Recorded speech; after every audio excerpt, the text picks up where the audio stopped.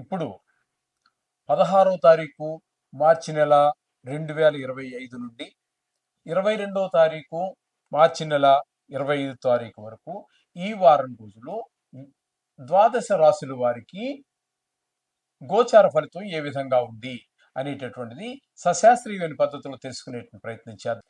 వృషభ రాశి వారికి 16వ తారీఖు 3వ నెల అంటే మార్చి నెల 2025 నుండి 22వ తారీఖు మార్చి నెల 2025 వరకు గోచార ఫలితాలు ఏ విధంగా ఉన్నాయనేది సశాస్త్రీయమైన పద్ధతిలో తెలుసుకునేటువంటి ప్రయత్నం చేద్దాము. ఇక్కడ జన్మంలోనే గురువు యొక్క సంచారం జరుగుతోందండి వృషభ రాశి వారికి. అట్లానే ద్వితీయ స్థానంలో కుజుని యొక్క సంచారం జరుగుతున్నది. అలాగే పంచమ స్థానంలో కేతుగ్రహం యొక్క సంచారం జరుగుతున్నదండి. ఇకపోతే దశమ స్థానంలో శని యొక్క సంచారం జరుగుతున్నది. అట్లాగే ఏకాదశ స్థానంలో బుధ శుక్ర రెండు గ్రహాలు వక్రగతిన సంచరిస్తూ ఉన్నాయి. అలాగే ఇక్కడ మీకు ఏకాదశ స్థానంలో రవి రాహు రెండు గ్రహాల యొక్క సంచారం జరుగుతూ ఉన్నది. అయితే ఇక దీనివల్ల వచ్చేటటువంటి ఫలితాలు ఏ విధంగా ఉంటాయి అంటే, జన్మరాశిలోనే బుధుని యొక్క గురువు యొక్క సంచారం శుభ ఫలితములను ఇవ్వజాలదు. అంటే ఆదాయం తగ్గుతుంది, మంచి ఆలోచన రావు.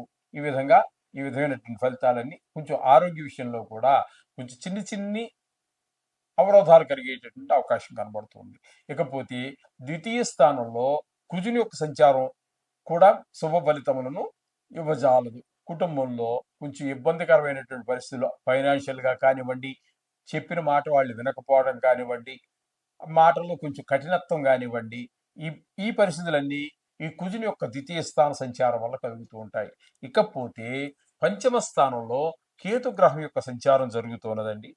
పంచమ స్థానంలో కేతుగ్రహం యొక్క సంచారము ముఖ్యంగా పిల్లల మీద, అంటే మన పిల్లలు ఎవరైతే ఉన్నారో వారి మీద చూపిస్తూ ఉంటుంది ప్రభావం.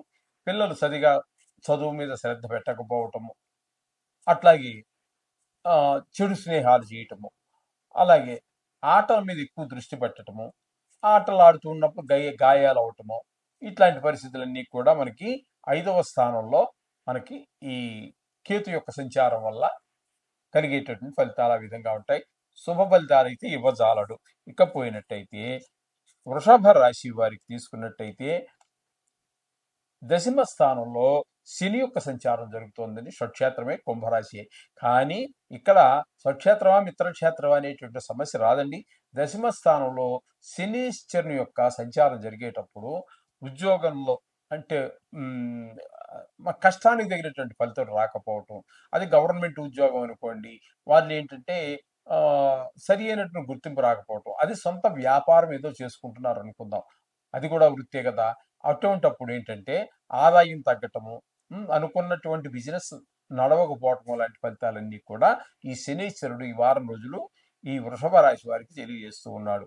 ఇకపోతే ఏకాదశ స్థానంలో బుధుని యొక్క సంచారము, శుక్రుని యొక్క సంచారము, బుధుని యొక్క సంచారము వక్రగతిని, శుక్రుని యొక్క సంచారము వక్రగతిలో ఉన్న కారణంగా అంచేత ఈ బుధుడు శుక్రుడు కూడా అక్కడ మీకేమవుతున్నది అంటే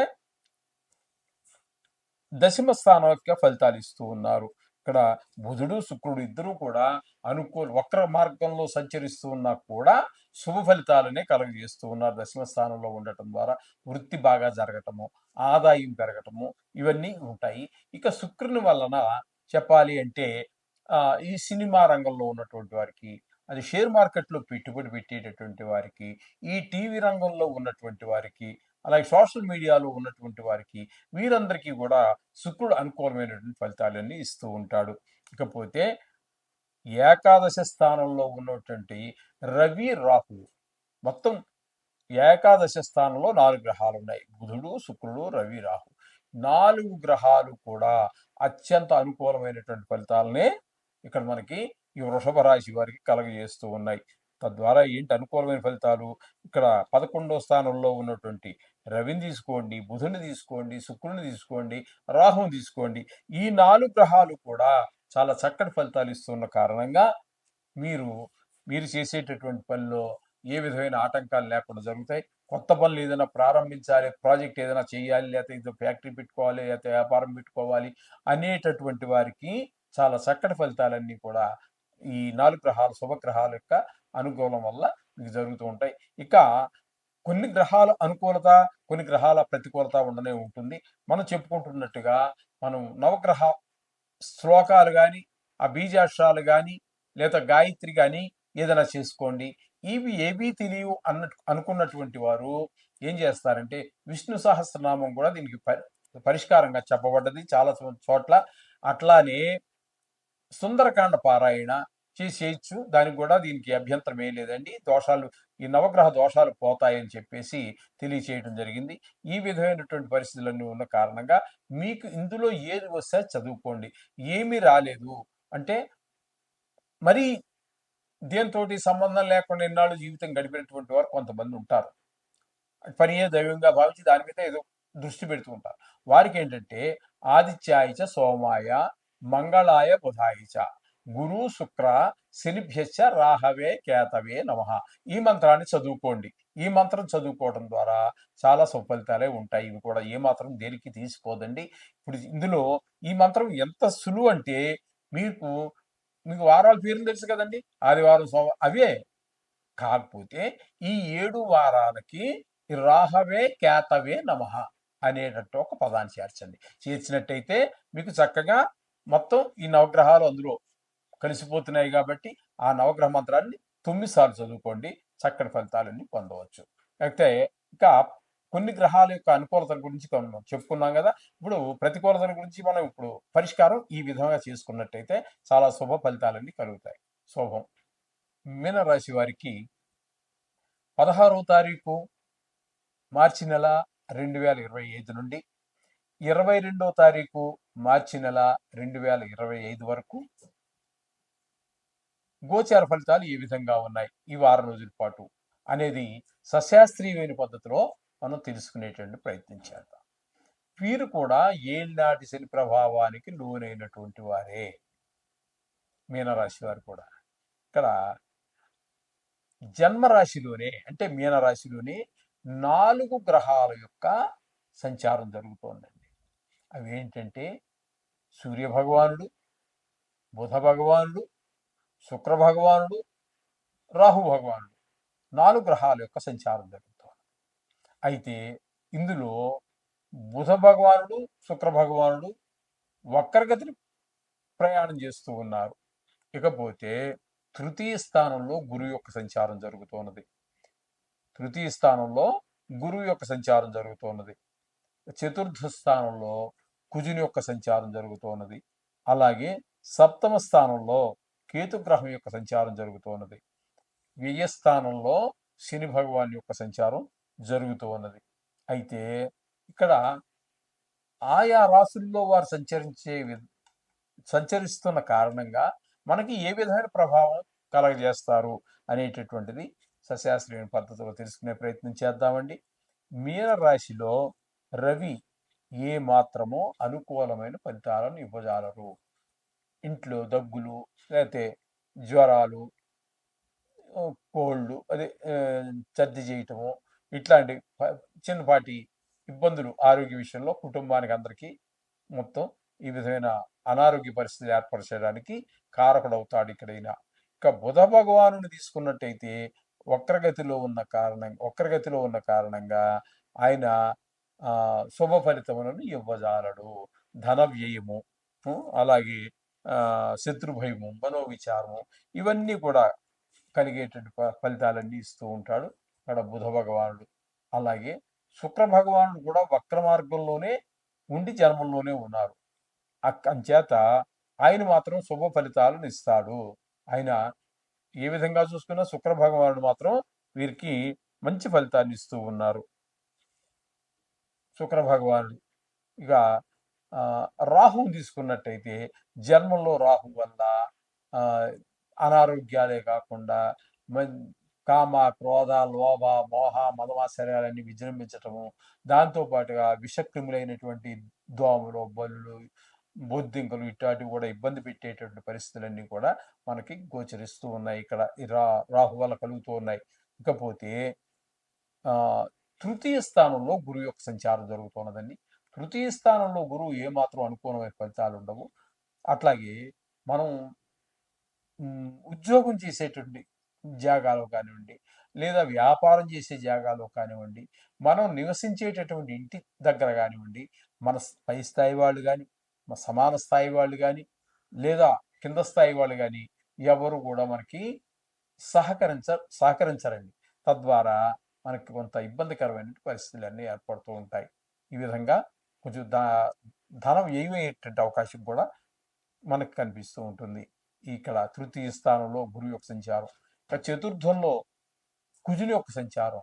తద్వారా ఈ రియల్ ఎస్టేట్ వ్యాపారులకి ఈ వారం ఓడి అవడం కూడా కష్టం అండి. ఎందుకంటే ఆయన భూకారకుడు కాబట్టి, గృహకారకుడు కాబట్టి, అక్కడ అనుకూలమైన ప్రదేశంలో లేరు కాబట్టి అయినా వారికి కొంచెం రియల్ ఎస్టేట్ రంగంలో ఉన్నటువంటి వారికి కొంచెం ఇబ్బందికరమైన పరిస్థితులు ఏర్పడుతూ ఉంటాయి. అంటే వ్యాపారం జరగదు, డబ్బులు రొటేషన్ కావండి. ఇకపోతే ఈ మీనరాశి వారికి సప్తమ స్థానంలో కేతు సంచారం. సప్తమ స్థానంలో కేతు సంచారం వల్ల జరిగేది ఏంటంటే భార్యాభర్తల మధ్యన అనుకూలత లేకపోవటం, వీరు చెప్పిన దాన్ని వారు అంగీకరించకపోవటము, వ్యతిరేకించటము. కొంతమంది అంగీకరించకపోయినా వ్యతిరేకత చూపించరు, భార్యగా వారి వారి ధర్మాన్ని వారు పాటిస్తూ ఉంటారు. ఇక్కడ ఏంటంటే కొంతమంది ఉంటారు కదా, అన్ని రకాలు ఉంటారు కదండి ప్రపంచం. వ్యతిరేకించే వాళ్ళు ముక్కు మీద గుద్దినట్టు చెప్పేస్తారు. ఆ రకమైన వాళ్ళతో మరిన్ని ఇబ్బందులు ఉంటాయి. ఆ రకమైనటువంటి భార్యాభర్తల మధ్యన ఉన్నట్టయితే ఎవరిలో ఉన్నా కూడా ఇబ్బందికరమైన పరిస్థితి ఉంటాయి. అలాగే ఎవరితోటైనా మనం వ్యాపారం ఇద్దరు ముగ్గురు నలుగురు ఐదుగురు ఆరుగురు కలిసి పెట్టుబడి పెట్టి చేస్తుంటాం. వాళ్ళ మధ్యన కూడా ఒక ఏకీభావం ఉండదండి. ఆ ఏకీభావం లేకపోవడం ద్వారా ఒక ఎద్దు అలాగి ఒక ఎద్దు ఇట్లా లాగుతుంది అనుకోండి, బండికి కట్టిన ఎద్దులు, అది బండి సక్రంగా నడవదు. అదేవిధంగా వారు ఈ భాగస్వామ్యంలో వ్యాపారం చేసేవారికి కూడా ఈ వ్యాపారం సక్రంగా నడిచే అవకాశం ఉండదు. తద్వారా ఆదాయం తగ్గేటువంటి అవకాశం ఉంటుంది. కొన్ని సందర్భాల్లో మనస్పర్ధలు ఏర్పడేటువంటి అవకాశం కూడా మనకు ఖచ్చితంగా కనిపిస్తూ ఉన్నది. అలాగే వ్యయస్థానంలో శని భగవాన్ యొక్క సంచారం జరుగుతోందండి. దీనివల్ల శత్రుభయం, మనోవిచారము, కొంతమందికి భార్య చనిపోవటము, కారాగార శిక్ష, ధన నష్టం జరగటము, ఇట్లాంటివన్నీ కూడా జరిగే అవకాశం ఉంది. ఎందుకంటే ఇది ఒక్క మనిషి కుంభరాశి వాళ్ళకి మీకు ఒక వ్యక్తిగతకు సంబంధించింది కాదండి, రాశిగతమైన ఫలితాలు కాబట్టి దీని కిందకి కొన్ని ప్రపంచవ్యాప్తంగా మనం తీసుకున్నట్టయితే సుమారుగా 70 కోట్ల మందిని మనం ఇందులో చేర్చుకోవచ్చు. తద్వారా అన్ని గ్రహాలు మనకి నిజానికి చెప్పాలి అంటే నిజమైన మీ వ్యక్తిగత జాతకానికి దీన్ని అనుసంధానం చేసుకుని చూసుకుంటేనే, ఒకవేళ మీ వ్యక్తిగత జాతకంలో బాగుంది అనుకోండి, మహర్దశ మంచిగా నడుస్తోంది, దీని ప్రభావం ఇంకా తగ్గుతుంది. అది బాగలేదనుకోండి, దానికి తోడు ఇదేంది అనుకోండి, ఇంత బాధ ఇంత అయ్యేటట్టు అవకాశం ఉంటుంది. ఈ విధమైన ఫలితాలన్నీ కూడా మనకు వస్తూ ఉంటాయి. ఇకపోతే ఈ వీరికి కూడా ఈ ఈ మీనరాశి వారికి కూడా యోగించేటటువంటి గ్రహం ఏంటంటే ఒక్క శుక్రగ్రహం మాత్రమే యోగిస్తోందండి. ఇందాక కుంభరాశి వారికి కూడా అదే శుక్రగ్రహం యోగించింది, మిగతా ఏ గ్రహాలు యోగించలేదు. చేత ఇక్కడ మొత్తంగా చెప్పుకోవాలంటే కుంభరాశి వారికి, మీనరాశి వారికి కొంచెం ఈ గోచార రీత్యా, కేవలం గోచార రీత్యా కొంచెం ఇబ్బందికరమైన పరిస్థితులు ఉంటాయి. కాబట్టి అనుకూలంగా లేనటువంటి గ్రహాలకే కాదు, అనుకూలంగా ఉన్న గ్రహాలకి కూడా రోజు ఒక 2 నిమిషాలు కేటాయించండి. వీలైతే గుడికి వెళ్ళండి, ఆ నవగ్రహాల చుట్టూ 9 సార్లు తిరగండి. లేదా నవగ్రహాలకు సంబంధించి అనేక మంది చెప్పారు, ఏ ఒక్కటి చేసుకున్నప్పటికీ తప్పేమీ లేదు. సర్వదేవ నమస్కార కేశవం ప్రతి గచ్చతి. మీరు ఏ దేవుడికైనా నమస్కారం పెట్టండి, ఆ కేశవుడికే చెందుతాయి. కాబట్టి ఇంతమంది దేవుళ్ళు అంటే ఏకో విష్ణు మహద్భూతం పృథుగ్భూత, విష్ణువు ఒకడే. కానీ ఆయా సందర్భాలలో ఆయా ప్రాంతాల్లో ఆయా అవతారాలు ఇచ్చారు కాబట్టి దేవుడు అనేవాడు మూల పదార్థం ఒకటే. కాబట్టి మీరు ఏ దేవుడికైనా సరే సంబంధించి చేసుకోండి. ముఖ్యంగా నవగ్రహాలు చేస్తే మంచిదని నా అభిప్రాయం. కేవలం ఏంటంటే వీరికి ఇంకో పని లేదండి, వీరు కేవలం దీనికోసం నియమింపబడిన వారు కాబట్టి చేత ఈ నవగ్రహాల సంబంధం చేసుకున్నట్టయితే చాలా మంచి జరిగే అవకాశం ఉంది.